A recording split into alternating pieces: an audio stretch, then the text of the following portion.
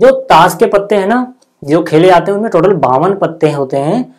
और ये जो 52 पत्ते हैं समझो कुछ इस तरह से हैं कि ये 4 राजाओं की सेनाएं हैं। 4 राजाओं की सेनाएं हैं, टीम कह लो। जैसे आईपीएल आप देखते हो तो हर टीम का एक नाम होता है, ऐसे इन राजाओं ने अपनी अपनी सेनाओं को या फिर अपनी अपनी टीम को एक नाम दे रखा है।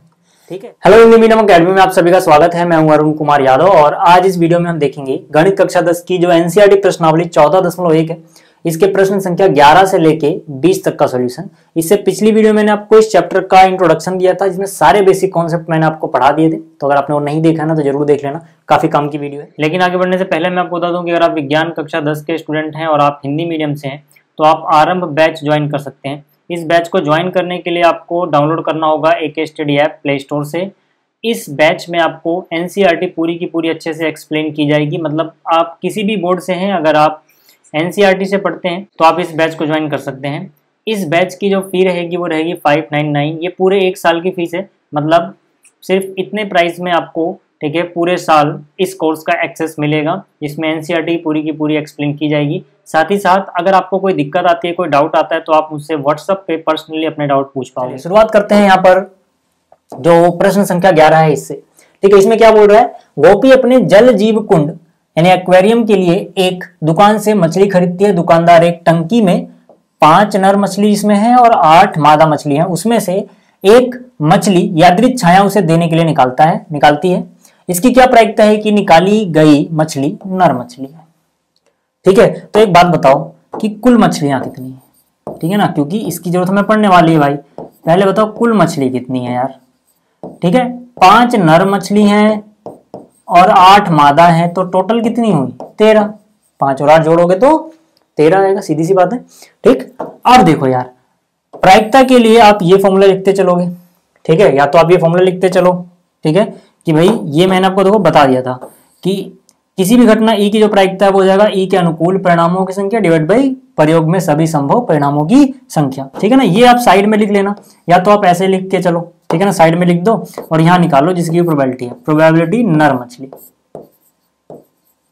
ठीक है, अगर देखो आपने साइड में ऐसे लिख दिया है फॉर्मूला, क्योंकि फॉर्मूले के आधे नंबर होते हैं, ठीक है, हाफ मार्क्स होता है इसका, तो ये आप लिख देना।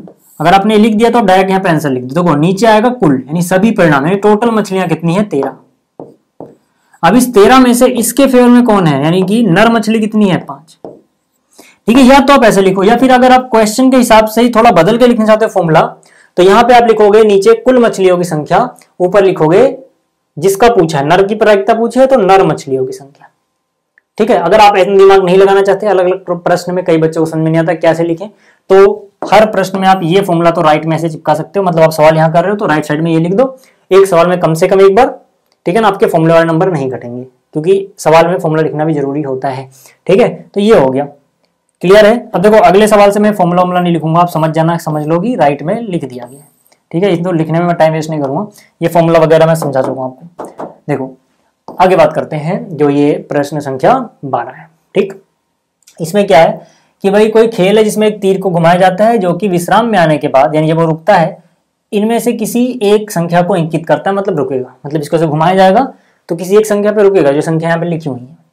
ठीक है, यदि ये सभी परिणाम समप्रायिक हों तो इसकी क्या प्रायिकता है कि तीर इंगित करेगा 8 को या फिर विषम संख्या को, ये सब चीजें मैं बतानी है। ठीक है, तो मैं फॉर्मूला नहीं लिख रहा, पहला पार्ट देखो, यहाँ पे इंकित किसको करेगा 8 को,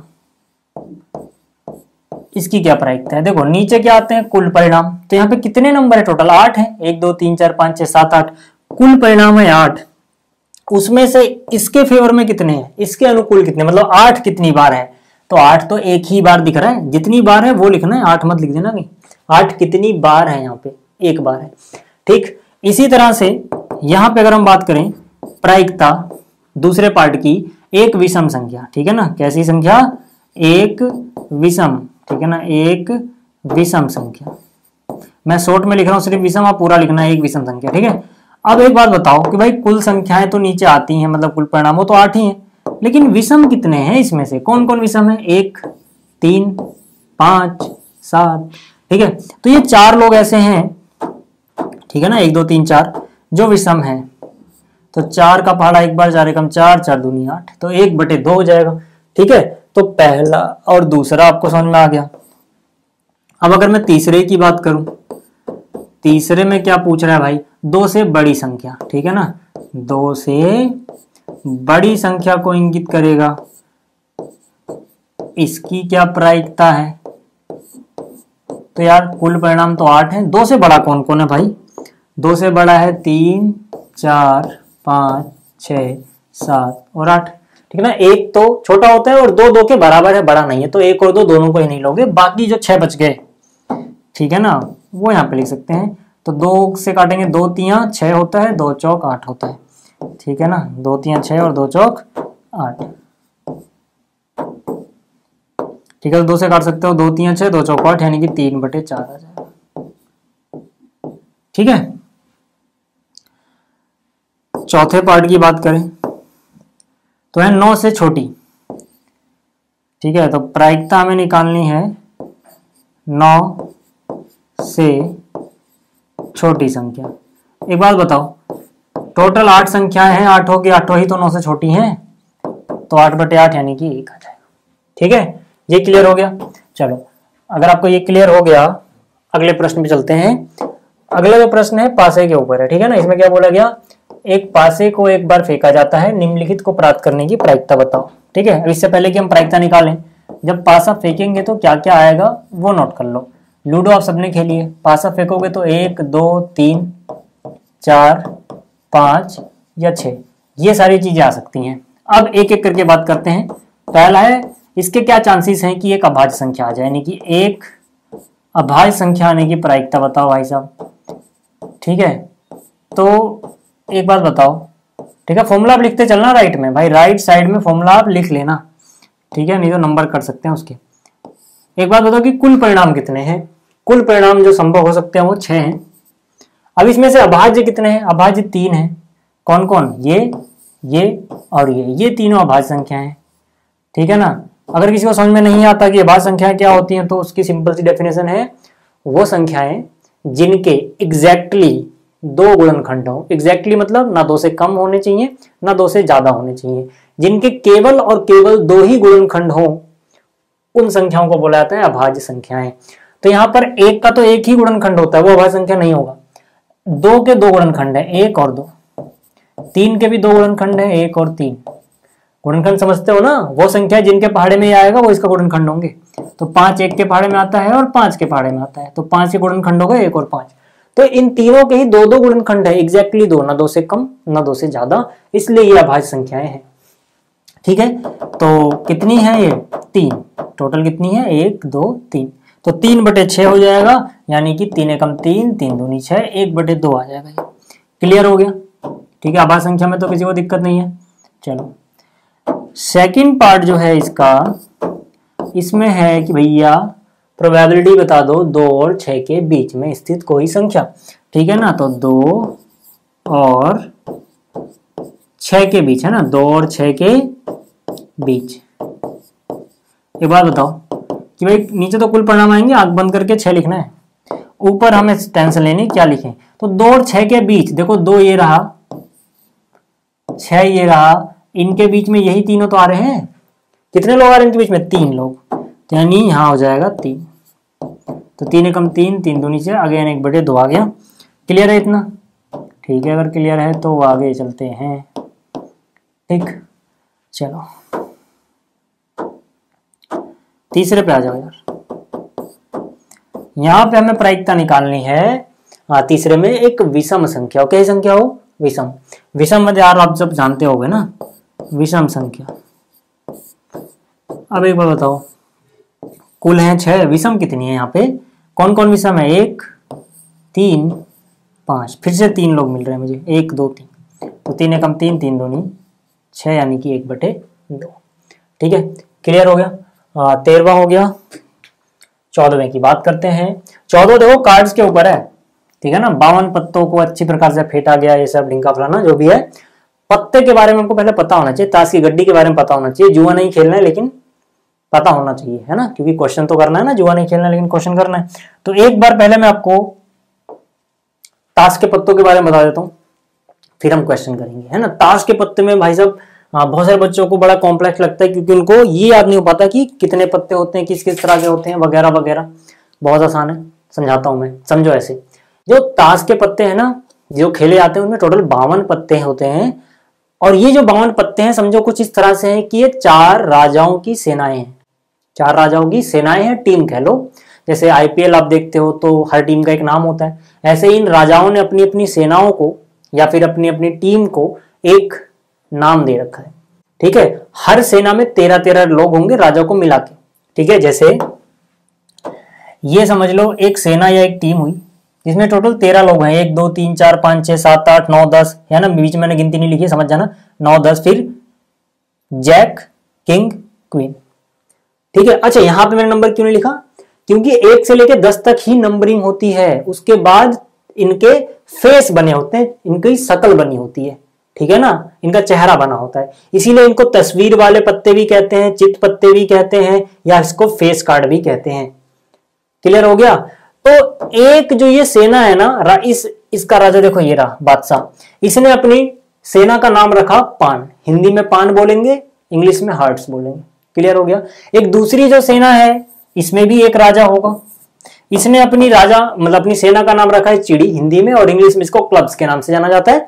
अगली जो सेना है, फिर से 13 लोग हैं इसमें, और हुकुम नाम है इसका, और स्पेड्स। ठीक है ना, अब ये मैं सोचना कि कैसी सेना सिर्फ 13 लोग हैं, वो सब नहीं सोचना है। ठीक है ना, कहानी की तरह पढ़ोगे याद हो जाएगा। ठीक, अगली जो सेना है, इसमें इसका नाम रखा ईंट, इसे और कुछ नाम नहीं मिला, इसने अपनी सेना का नाम ईंट रख दिया। डायमंड्स इंग्लिश में बोलते हैं इसको, सेना को। ठीक है, अब देखो, अब टोटल 4 सेनाएं हैं, सब में 13-13 लोग हैं। कितने कितने लोग हैं भाई साहब, 13-13-13-13, टोटल कितने हो गए 52। तो इसलिए हम कहते हैं कि जो कुल पत्ते होते हैं वो होते हैं 52। इतना क्लियर हो गया, कुल पत्ते कितने हो गए भाई साहब 52। अब आपको याद रखना है कि जो पान वाली सेना है, जिस सेना का नाम पान या हर्ट्स है, और जिस सेना का नाम ईट या डायमंड्स है, ताश के, ये पत्ते होते हैं लाल कलर के। कैसे कलर के होते हैं, लाल, इसलिए मैंने ऊपर रेड लिखा हुआ है।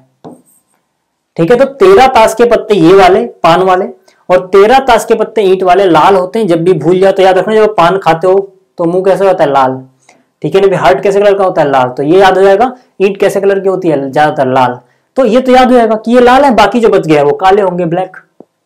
क्लियर हो गया। तो एक बात बताओ कि जब टोटल पत्ते 52 थे, तो 52 में से 13 और 13 यानी कि 26 पत्ते, 52 में से जो 26 पत्ते हैं वो कैसे हैं, लाल हैं, और 26 पत्ते कैसे हैं, काले हैं। क्लियर हो गया। जो भी कुछ होगा, आधे उसमें से लाल होंगे, आधे उसमें से काले होंगे, सिंपल सा लॉजिक है। ठीक, ये क्लियर हो गया अगर आपको, तो थोड़ा और आगे चलते हैं।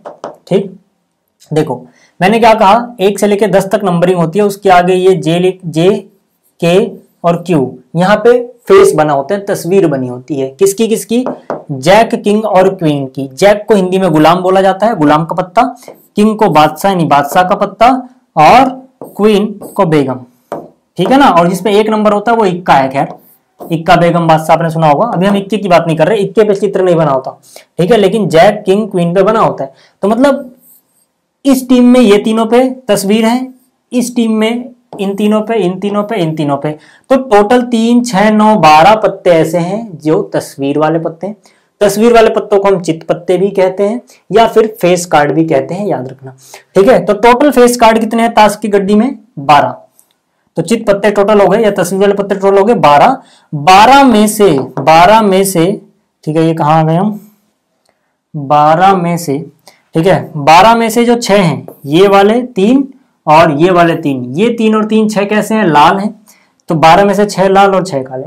सिंपल सा लॉजिक मैंने क्या बताया था कि जो भी जितना है उसका आधा लाल आधा काला। तो टोटल फेस पत्ते 12 हैं, 12 में से 6 लाल 6 काले होंगे, सीधी सी बात है। अच्छा, इक्के कितने होंगे, इक्के भी 4 होंगे भाई, हर टीम में एक एक इक्का है ना, तो चारों टीमों में 4 इक्के हो जाएंगे। तो टोटल इक्के कितने होते हैं, 4। अब अगर आपको ये चीजें समझ में आई हैं, ठीक है ना, तो आप मुझे बताओ टोटल जैक कितने हैं, 4। 1 2 3 4, 4 क्या है, गुलाम। तो जैक यानी गुलाम भी 4 होंगे। ठीक है ना, जिसमें से 2 लाल होंगे 2 काले होंगे।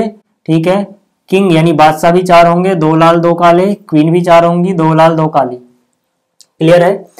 अब आपसे सवाल कैसे भी पूछ सकते हैं, कैसे भी उनका मतलब, मैं आपसे कुछ सवाल पूछता हूँ, आप ट्राई करो कि आप उनका आंसर दे पाओ। ठीक है, कमेंट में लिखना। ठीक है, लिखने का नहीं माने तो कोई बात नहीं, अपने आप को आंसर देने की कोशिश करना। ठीक है, 1-2 सेकंड का टाइम दूंगा बस मैं। देखो, अगर आपसे कोई पूछे कि पान के पत्ते कितने हैं। जल्दी जल्दी सोचो, पान के पत्ते कितने हैं। पान क्या था, टीम का नाम था, सेना का नाम था, तो कितने हैं 13। अगर आपसे कोई पूछे ले कि भाई पान के राजा कितने हैं, तो पान एक टीम का नाम है, एक टीम में एक ही राजा है, ठीक है ना, एक टीम में एक ही राजा है, तो एक ही ऐसा राजा है जो पान का है। अगर आपसे कोई पूछ ले लाल राजा कितने हैं, लाल बादशाह, राजा नहीं बोला जाता है यहाँ पे, ताश में बादशाह शब्द यूज किया जाता है, तो लाल बादशाह कितने हैं। देखो 4 बादशाह हैं, इसमें से 2 बादशाह क्या है, लाल है, 2 बादशाह क्या है, काले हैं। अगर आपसे कोई पूछ ले कुल रानियां कितनी हैं, फिर से वही चीज 1 2 3 4। लेकिन आपसे कोई पूछे चिड़ी की रानी, फिर से मेरे सवाल ध्यान सुनना, चिड़ी की रानी मतलब चिड़ी वाली टीम में कितनी रानी है, एक ही रानी है। कुल रानियां 4 हैं, काली रानियां 2 हैं, लाल रानियां 2 हैं। तो इस तरह से कुल इक्के कितने हैं, 4। अगर आपसे कोई पूछे काले कलर का इक्का, तो भाई ये दोनों टीमें काले कलर की हैं, तो ये दोनों इक्के भी काले कलर के होंगे, ठीक है। अगर आपसे कोई पूछ ले लाल कलर का इक्का, तो ये दोनों इक्के यानी कि 2 इक्के लाल हैं, कुल इक्के 4 हैं, ठीक है। इस तरह से सवाल पूछेंगे यार, कुछ नहीं है। अब देखो आपको समझ में आ गया होगा, क्लियर। अगर आपको ये चीज समझ में आई है ना, अब आप कर लोगे यार ये सवाल, अब आपको कोई टेंशन नहीं होगी। देखो करके दिखाते हैं, ठीक है। कह रहा है 52 पत्तों को अच्छी तरह से फेंटा गया, डिंका फलाना करके प्रायिकता बस ज्ञात करनी है। पहला क्या, लाल रंग का बादशाह, जो इसका पहला है, इसमें मुझे प्रायिकता निकालनी है लाल रंग के बादशाह की, ठीक है। एक बात बताओ, फॉर्मूला लिख लेना यार, नीचे तो कुल परिणाम आएंगे, तो कुल पत्ते हैं कितने, 52। कुल पत्ते कितने हैं, 52 है। अब 52 में से बादशाह थे टोटल 4, क्योंकि 4 टीमें थी, हर टीम में एक एक बादशाह था, लेकिन मुझे चारों बादशाह को नहीं देखना, मुझे लाल वाले बादशाह ही देखने हैं। तो 4 में से 2 ही बादशाह ऐसे होंगे ना जो लाल हो, ठीक है ना। अभी मैंने आपको दिखाया था कि टोटल बादशाह 1 2 3 4 हैं, लेकिन 2 ही बादशाह ऐसे हैं जो लाल होते हैं, बाकी 2 काले होंगे, ठीक है। तो 2 एकम 2, 2 से काटोगे 26, यानी कि 1/26 आ जाएगा, सीधा लिख दे रहा हूं, ठीक है। अच्छा दूसरे की बात करते हैं, तो यहां पे प्रायिकता निकालनी है एक फेस कार्ड, यानी कि तस्वीर वाला पत्ता, ठीक है। तो यहां पे क्या हो जाएगा, 52 पत्तों को फेंटा गया, उसमें से बिना देखे एक निकाल लिया गया। इसके क्या चांसेस है या इसकी क्या प्रायिकता है कि एक फेस कार्ड आया होगा। तो फेस कार्ड टोटल 12 ही तो होते हैं, कोई कंडीशन तो लगा ही नहीं कि काला है या लाल है या किसी कैसा है। तो टोटल यहाँ पर 52 और फेस कार्ड टोटल होते हैं 12, ठीक है। टोटल होते हैं 12, 3 3 6 3 9 3 12, देख लो 3 6 9 12, ठीक। तो यहां से कितना हो जाएगा, 12 को 4 से काटो, 4 3 12, 52 को 4 से काटोगे तो 4 एकम 4, 4 3 12, 3/13 हो जाएगा। तीसरे की अगर मैं बात करूं, तो यहाँ पे कहाँ गया, ये रहा तीसरा, लाल रंग की तस्वीर वाला, ठीक है। लाल रंग का तस्वीर वाला पत्ता, भाई साहब सोचो, तस्वीर वाले पत्ते टोटल कितने हैं, 12। तो 12 में से 6 काले होंगे, 6 लाल होंगे, यानी 6/52। काटोगे तो यहां से 2 3 6, 2 से काटोगे 26, ठीक है। आ जाओ आगे, चौथे पे। चौथे में क्या पूछा है, पान का गुलाम, ठीक है ना भाई साहब, पान का गुलाम। सोचो टोटल पत्ते कितने हैं, 52। पान तो एक टीम का नाम था, हर टीम में कोई भी चीज एक ही बार होती है, तो गुलाम भी एक ही बार होगा, ठीक है। 1/52 दिखा देता हूं मैं, पान वाली टीम ढूंढो यहाँ पे, पान पान पान, ये रहा, ये है ना पान वाली टीम।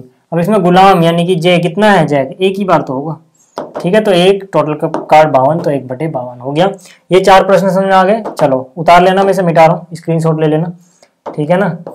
ये लो 5वें की बात करते हैं। 5वां क्या, हुकुम का पत्ता। हुकुम, हुकुम क्या था यार, राजा की एक सेना या टीम का नाम है, ठीक है। तो टोटल पत्ते हैं 52, हुकुम के टोटल 13 पत्ते हैं, ठीक है ना। तो 13 एकम 13, 13 चौक के 52।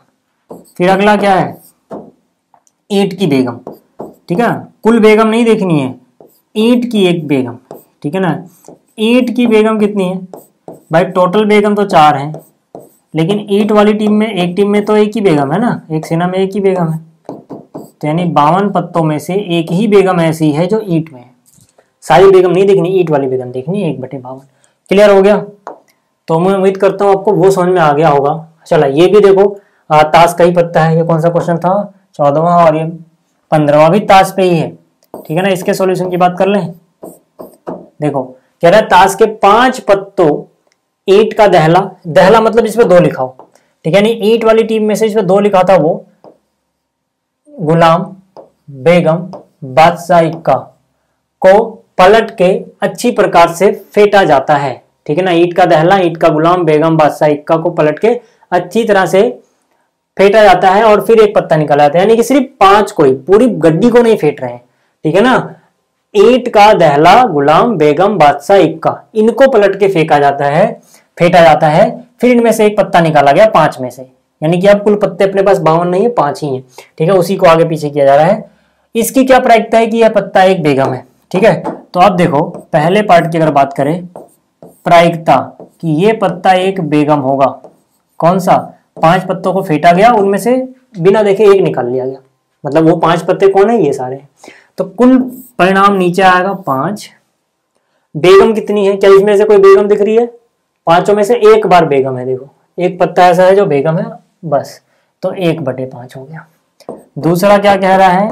यदि बेगम निकल आती है तो उसे अलग रख दिया जाता है और एक अन्य पत्ता निकाला जाता है। इसकी क्या प्रायिकता है कि दूसरा निकाला गया पत्ता इक्का है, प्रोबेबिलिटी 1 इक्का। बेगम निकलने के बाद की बात है भाई साहब। ये कहने का ये मतलब हुआ कि मान लो आपने निकाला और बेगम निकल गई, बेगम चली गई भाई, निकल गई। ठीक है। बेगम चली गई है, अब बेगम नहीं है यहाँ पे। ठीक है। अगर बेगम चली गई तो अब कुल पत्ते क्या 5 हैं? नहीं, अब तो कुल पत्ते 4 बचे। अब तो कुल पत्ते 5 है ही नहीं ना, क्योंकि बेगम को हटा दिया भाई, निकल गई। ठीक है। तो 1 2 3 4, यही तो 4 पत्ते बचे। अब हमें क्या निकलना है? इक्का ही में से इक्के है क्या कोई? इक्का एक बार है, तो 1/4। ठीक है। अच्छा इक्का है। बी में क्या पूछ रहा था? ये दूसरे का ए था, दूसरे का जो बी है उसमें क्या पूछ रहा है? एक बेगम है। क्या है? बेगम। ठीक है। अब देखो बेगम जो थी वो आपने पहले ही निकाल दी है, अलग रख दिया उसे। अब उन जो 4 बचे हैं उसमें बेगम नहीं है। ठीक है ना। क्या कोई और बेगम है? नहीं, एक भी बेगम नहीं है। तो 0/4 यानी कि 0 आएगा। क्लियर हो गया। तो आपको 52 पत्ते यहाँ नहीं देखने थे, सिर्फ वही 5 देखने थे जिनके नाम ऊपर लिखे। चलो अगला देखो 16वां। किसी कारण, ठीक है 16 प्रश्न, ठीक है आसान सा है। किसी कारण 12 खराब पेन 132 अच्छे पेनों में मिल गए। ठीक है। 12 पेन खराब थे, गलती से मान लो अच्छे पेनों के साथ वो मिक्स हो गए और देखने से नहीं पता लग रहा। ठीक है ना। केवल देखकर नहीं बताया सकता कि कौन सा पेन खराब है या अच्छा है। इस मिश्रण में से एक पेन यादृच्छया निकाला जाता है। निकाले गए पेन अच्छा होने की प्रायिकता ज्ञात कीजिए। यादृच्छया मतलब बिना जाने, बिना कोई चीटिंग किए कि कौन सा अच्छा है कौन सा खराब, ऐसे निकाला जाता है। अब बताना है कि पेन अच्छा होगा। ठीक है। निकाले गए पेन के अच्छा होने की प्रायिकता बताओ। तो एक बार बताओ कि भाई पहले कुल पेन कितने हैं, क्योंकि इसकी जरूरत तो पड़ेगी ना। देखो 12 खराब हैं और 132 अच्छे हैं, तो कुल पेन कितने हो जाएंगे? 144। हमें प्रायिकता निकालनी है अच्छे पेन की। ठीक है।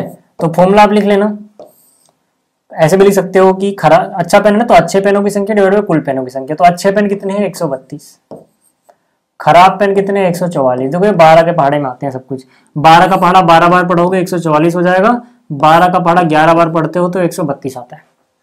ठीक है। तो 11/12 आ गया यार, खत्म। ठीक। और तो कुछ नहीं पूछा ना भाई? नहीं। ठीक। तो हो गया यार ये। अगला देखो, अगले में क्या है? 20 बल्बों को, ठीक है, एक समूह में 4 बल्ब खराब है। देखो टोटल बल्ब है 20, 20 में से 4 जो है ना ये खराब है भाई साहब। तो जाहिर सी बात है 4 हटा दो, कितने बचे? 16। यानी कि 16 अच्छे हैं या ठीक हैं, जो भी कहना चाहो। ठीक है। इस समूह में से एक बल्ब निकाला जाता है। इसकी क्या प्रायिकता है कि यह बल्ब खराब होगा? पहला, कुल बल्ब कितने हैं? 20, तो प्रायिकता खराब बल्ब। एक बल्ब निकाला जाए और वो कैसा निकले? खराब। फॉर्मूला फिर से लिख लेना। यहाँ लिखना यहाँ लिखना खराब बल्बों की संख्या, नीचे लिखोगे कुल बल्बों की संख्या। फॉर्मूला आप लिख लेना। ठीक है ना। खराब बल्ब कितने हैं? 4। कुल बल्ब कितने हैं? कुल क्या लिखना है? नीचे कुल लिखना है, यानी कि ये ठीक है, तो 4 एकम 4, 4 पंजे 20, 4 एकम 4, 4 पंजे 20। ठीक है, दूसरे में क्या बोला गया, दूसरे में क्या रहा है, मान लीजिए जो यहाँ पर एक बल्ब निकाला था वो बल्ब खराब नहीं है और इसे दोबारा बल्बों के साथ मिलाया जाता है। ठीक है नहीं है, और ना ही इसे दोबारा बल्बों के साथ मिलाया जाता है। अब शेष बल्बों में से एक बल्ब निकाला जाता है, इसकी क्या प्रायिकता है कि बल्ब खराब नहीं होगा। ठीक है, यानी कि यहाँ पे खराब नहीं है। ठीक है, बल्ब खराब नहीं है मतलब अच्छा है, खराब नहीं है मतलब क्या, अच्छा है। लेकिन अब देखो यहां पर पहले केस में क्या हो रहा है कि टोटल 20 बल्ब थे, इस 20 बल्ब में से एक बल्ब निकाल दिया गया, तो अब 20 की जगह कितने बल्ब बचे, 19 बल्ब बचे। अब टोटल 20 बल्ब नहीं है, और जो एक बल्ब निकाला गया ना वो खराब नहीं था, खराब नहीं था, यानी कि खराब तो अभी भी 4 थे और 4 ही बचे हैं इसके अंदर। अच्छे कितने थे, 16, जो एक निकला है ना वो इसी 16 में से निकला है। देखो 16 अच्छे 4 खराब, 16 और 4 जोड़ो 20। एक बल्ब निकाल दिया गया जो खराब नहीं था मतलब अच्छा था, यानी इस 16 में से एक हटा दिया गया, तो कितने बचे 15, और खराब अभी भी 4 ही हैं। तो अब कुल बल्ब है 19 और खराब नहीं है कितने, 15, तो क्या हो जाएगा 15/19। ठीक, क्लियर हो गया। 17वां था ना ये। 18वें की बात करते हैं। 18वें में क्या बोल रहा है, एक पेटी में 90 डिस्क हैं जिन पर 1 से लेकर 90 तक की संख्याएं अंकित हैं। यदि इस पेटी में से एक डिस्क यादृच्छिक निकाली जाती है तो इसकी क्या प्रायिकता है कि डिस्क पर 2 अंकों की संख्या होगी। ठीक है, देखो हमें प्रायिकता निकालनी है पहले हिस्से में 2 अंकों की संख्या, 2 अंकों की संख्या, ज्यादा सही रहेगा इसको हम वैसे ही लिखें। ठीक है, तो यहां आप क्या लिखोगे, यहां लिखोगे कुल संख्या है और ऊपर क्या लिखोगे, 2 अंकों की कुल संख्या है। ठीक है ना, तो 1 से 90 तक कुल संख्या है तो 90 ही होंगी ना भाई साहब, 1 से लेके 90 तक कुल संख्या 90 होंगी। अब 90 में से 1 से लेके 9 तक देखो 1 2 3 ठीक है 4, ऐसे करते करते 9 तक तो 1 अंक की संख्याएं होती हैं। इसमें सिर्फ 1 अंक आया, 1 अंक आया, 1 अंक आया, लेकिन 9 के बाद 10 11 यहां से लेके टोटल 90 तक 2 अंक हैं, 1 2 2 अंक हैं, 2 अंक हैं सारे। तो 90 में से ये 9 हटा दो यार, 90 में से 9 हटा दे अगर हम, क्योंकि ये 1 अंक वाली है तो जो बचेंगी वो 2 अंक की होंगी ना, तो 90 में से 9 हटाओगे कितना बचेगा, 81 संख्याएं टोटल हैं जो 2 अंक वाली। अब देखो 9 से काट सकते हो, 9 का पहाड़ा 9 बार बढ़ोगे 81 आ जाएगा, 9 का पहाड़ा 10 बार बढ़ोगे 90 आ जाएगा, यानी कि 9/10। क्लियर हो गया। दूसरे की बात करते हैं। दूसरा क्या है, एक पूर्ण वर्ग संख्या, एक पूर्ण वर्ग संख्या। ठीक है, पूर्ण वर्ग संख्या समझते हो ना, जैसे 1 का वर्ग आता है 1, 2 का वर्ग 2 गुणा 2 यानी 4, 3 का वर्ग 3 गुणा 3 यानी 9, तो ये सारी पूर्ण वर्ग संख्याएं हैं। तो हमें 90 से आगे नहीं जाना क्योंकि 1 से लेकर 90 तक ही लिखा है डिस्क में, तो फाइनली कहां से आओगे, 9 का वर्ग 81, 10 का वर्ग तो ज्यादा चला जाएगा, यानी 1 से लेकर 9 तक के वर्ग आ रहे हैं इस दायरे में, तो ये टोटल 9 संख्याएं होंगी ना। कौन कौन सी होंगी अगर आप देखना चाहो, वैसे तो हम ऐसे भी बता सकते हैं 9 का वर्ग 81 हुआ, 10 का वर्ग ज्यादा हो जाएगा, तो 1 से लेकर 9 तक के वर्ग हैं, तो मतलब टोटल संख्याएं हैं 90, 90 में से 9 ऐसी हैं जो पूर्ण वर्ग हैं। कौन कौन होंगी, 1 4 9, फिर 4 का वर्ग 16, 5 का वर्ग 25, 6 का वर्ग 36, 7 का वर्ग 49, 8 का वर्ग 64 और 9 का वर्ग 81। 1 2 3 4 5 6 7 8 9। ठीक है, हालांकि इनको गिने बिना भी हम अंदाजा लगा सकते हैं यार। ठीक है, तो यहाँ पे 9 एकम 9, 9 2 में 90, यानी कि 1/10। ठीक, क्लियर है। अच्छा, अगर आपको ये क्लियर है तो अगला क्या, 5 से विभाज्य। ठीक है, यहाँ पे क्या है, 5 से विभाज्य। ठीक है, 5 से विभाज्य।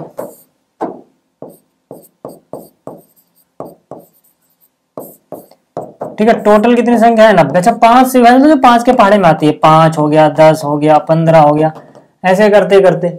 ठीक है, तो कितना हो जाएगा यार, 18 पंजे 90, यानी 5 का पहाड़ा 18 पढ़ोगे तो 90 आता है ना, 5 का पहाड़ा 18 बार पढ़ोगे, 5 10 15 कितनी बार, 18 बार, 18 पंजे 90 होता है, तो यानी कि हो जाएगा 18।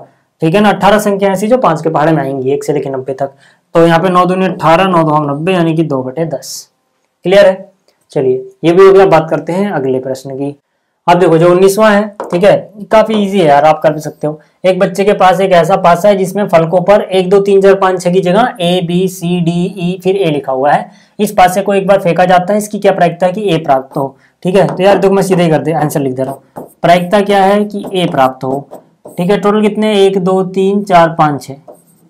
A कितनी बार है, 1 और 1, यानी कि 2 बार A है। तो 2 एकम 2, 2 3 6। अच्छा, दूसरे केस में क्या बोला, डी प्राप्त हो। तो डी कितनी बार है भाई साहब, टोटल 6 है। डी कितनी बार है, 1 ही बार है ना, 1/6 हो गया। क्लियर हो गया। ठीक है, ये था 19वां। बात करते हैं 20वें की। 20वें में देखो क्या बोल रहा है।